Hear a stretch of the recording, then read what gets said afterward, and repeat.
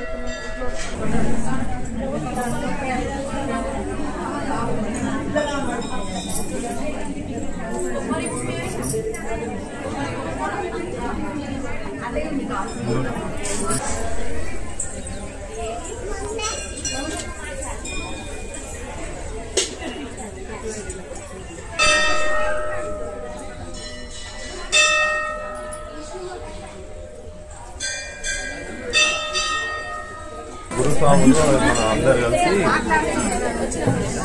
అఘోరాలు ఆలీలు వస్తున్నారట ఆడ ఇది లైవ్ ఇస్తారట.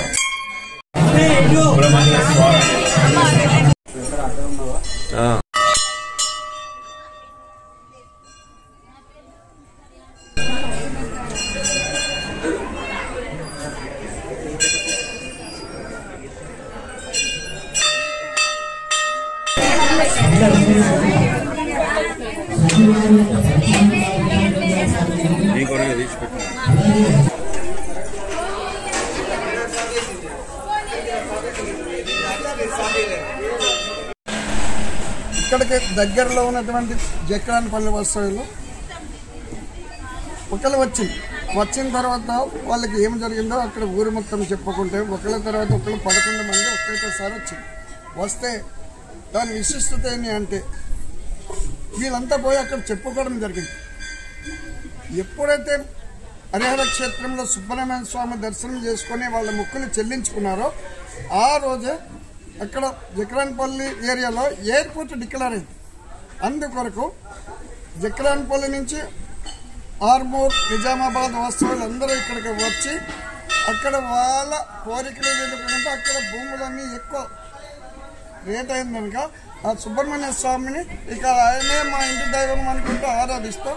నేటి వరకు 1-2 సురువైన తర్వాత ఇప్పుడు జక్రాన్పల్లి, ఆర్మూర్, నిజామాబాద్ నుంచి 4-500 మంది ప్రతి మంగళవారం వచ్చి వాళ్ళ మొక్కులు తీర్చుకొని వాళ్ళు తరించి వెళ్తున్నారు.